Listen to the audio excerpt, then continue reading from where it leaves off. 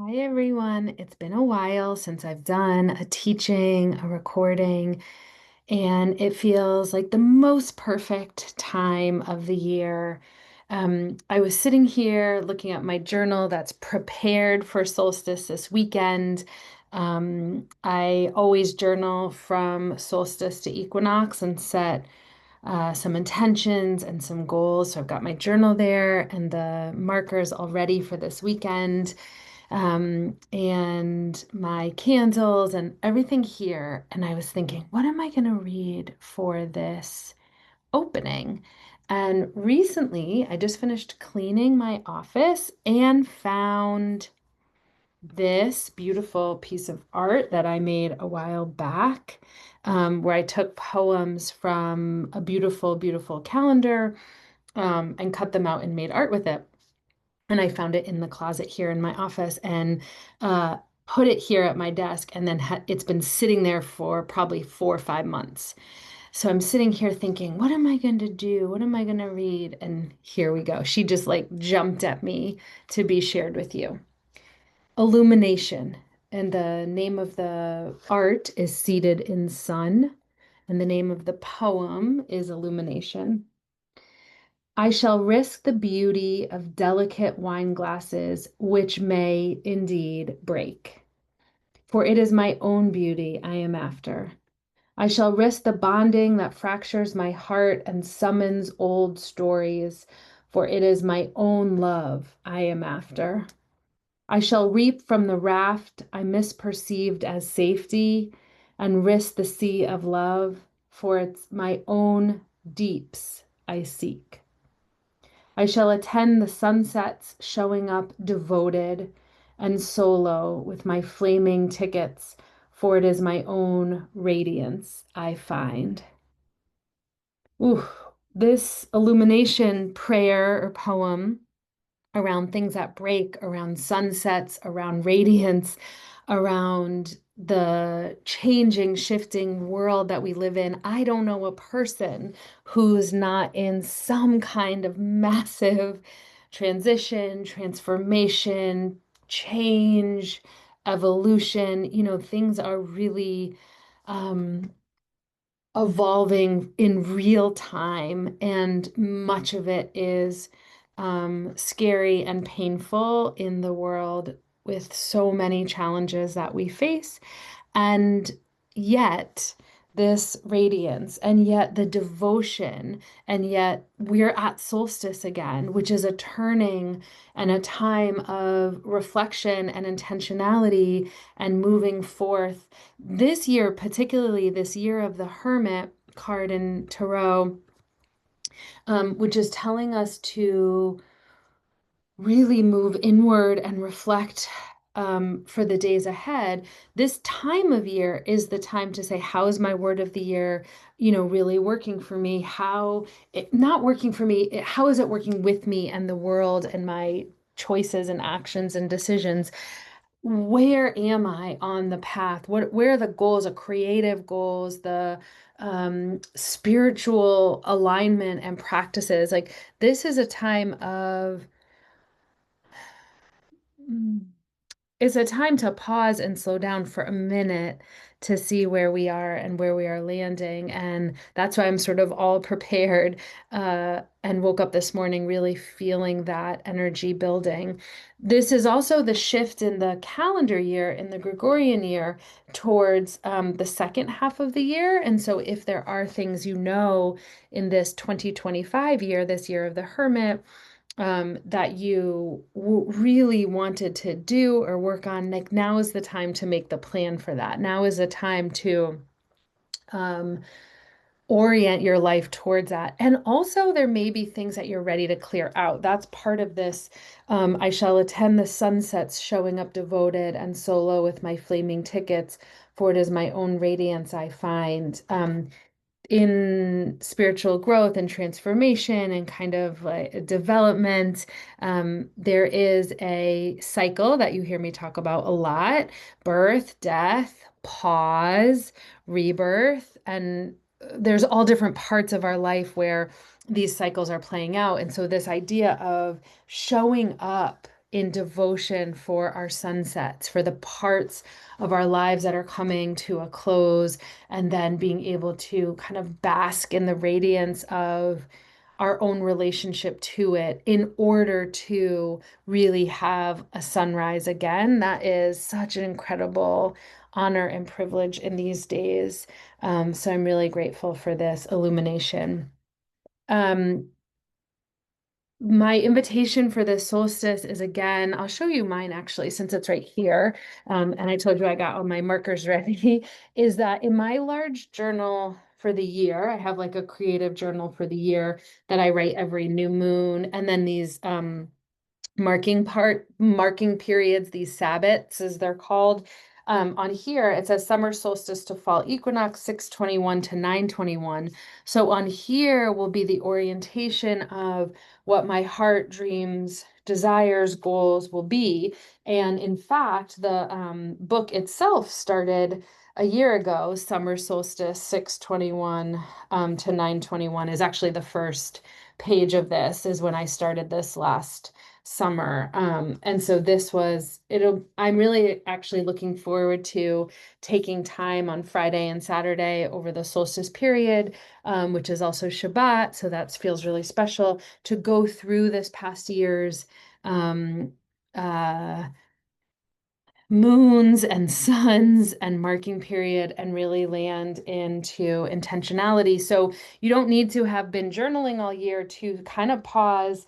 I want to just show you another piece in here. Let's see. Oh, here we go. This one was from spring equinox until now. And what I just want you to see is that the circular nature, see if you can see it, has what happened in that section and what's going to happen. So, or what could happen, or some of the things I'm looking forward to. For example, my new teaching job, which I'm really looking forward to in the fall.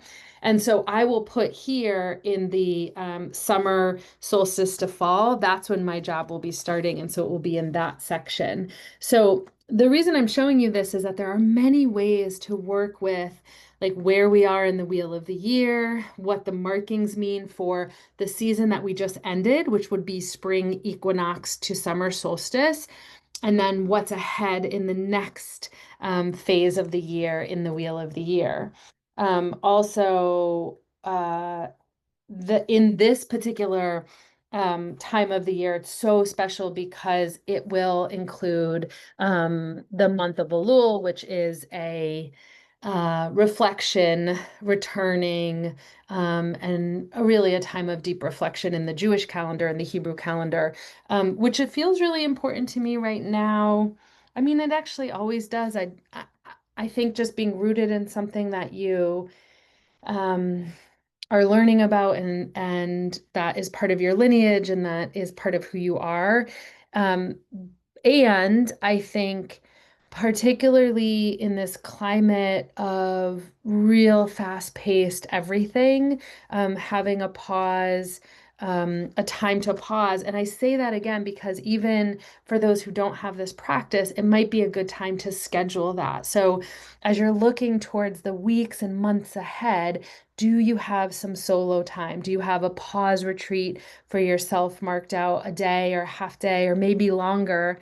And what could that look like as you orient and really root and be intentional? Okay, so the really exciting thing that I wanted to tell you is I've mentioned that I'll be teaching in the fall, and what I'll be classroom teaching, which I haven't done in many years, and I'm super excited to be working with second graders at a fabulous school in Virginia. But in the process of cleaning my office and really going through my home and like a lot of the years of teaching and work I did, I found a stack of papers, or I gathered a stack of papers that were some of the visual mapping and teachings and wisdom teachings and practices and journaling prompts that I've done for many years. And most of these are actually like handwritten notes that I did with clients in real time here or online and or on retreats. And what I am going to do is uh, I'm going to archive them all. So I'm going to take pictures of them all, and I'm going to create little mini teachings of them. And this is one of my summer projects. I want to be finished with this stack of incredible teachings before I start on August 22nd. And I actually have a lot of work to do this summer for my new teaching job in terms of professional development. So it will be a stretch, but I'm sharing it with you for accountability. I feel like this chapter of my life is kind of being put it's changing. Like these teachings, these are kind of the standard go-to journaling, life prompts, questioning, aliveness, planning, orientation, chakras. Like they're things that I use all the time in my coaching, in my spiritual mentorship, and in life. These are things I use with private clients, and they're actually things I use for myself all the time. So I want them documented for the future. I want them for future, my daughter, my son in the future, if they want it, for clients, for just to be in the world as a resource. And if you are interested in it, you can let me know. I'm trying to figure out the best way. I haven't decided yet if I'm going to do them as little YouTube videos with a drawing or what it will be, but I am committing to getting these teachings out in the world. Um, for those of you who are subscribe here or make donations to my community doula fund, I really appreciate it because it helps me be able to focus on this summer in terms of it being it being sustainable and in reciprocity, that these teachings are being acknowledged financially, but then also it feels really important that this gets archived before I move into a new chapter. Now, come the fall, I will still continue to do my death work and my community doula work. And I will also have private clients. I will make a schedule with them, the current ones that I have, and then make some kind of wait list for other clients who might be interested in some of the things that I offer. But we're going to take it kind of step by step.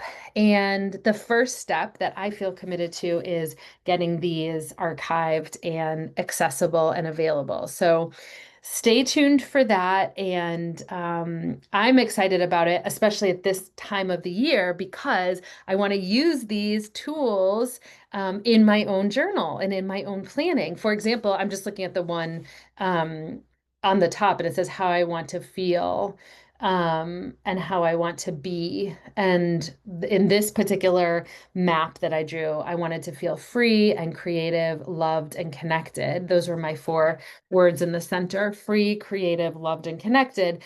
And then around them, I wrote out the words that would and do help me feel that way. And so that's my invitation to you as I close out this solstice greeting. And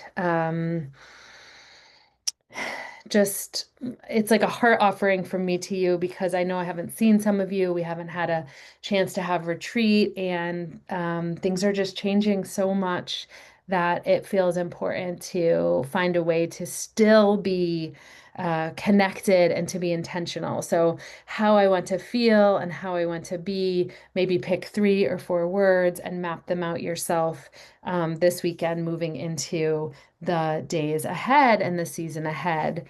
Um, we are deep in our raw writing group. It's been a phenomenal, incredible community of writing support, spiritual community circling. It's been, there's actually not a lot I can say about it because it's much more of a felt sense. And again, just staying really engaged with community doula work, from transitions to grief and death, and also just everything that people are going through right now, myself included, and being in reciprocity and community that way. So may these days be supportive to your spirit. May your soul feel ignited, alive, connected, loved, right? Free, creative, loved, and connected. My past 4 words, maybe they will probably be the same, similar for the season ahead, actually. And I want to close with the seated in sun illumination, poem prayer again. I shall risk the beauty of delicate wine glasses, which may indeed break, for it is my own beauty that I am after. I shall risk the bonding that fractures my heart and summons old stories, for it is my own love I am after. I shall leap from the raft I misperceived as safety and risk the sea of love, for it is my own deeps I seek. I shall attend the sunsets, showing up devoted and solo with my flaming tickets, for it is my own radiance I find. And there you go.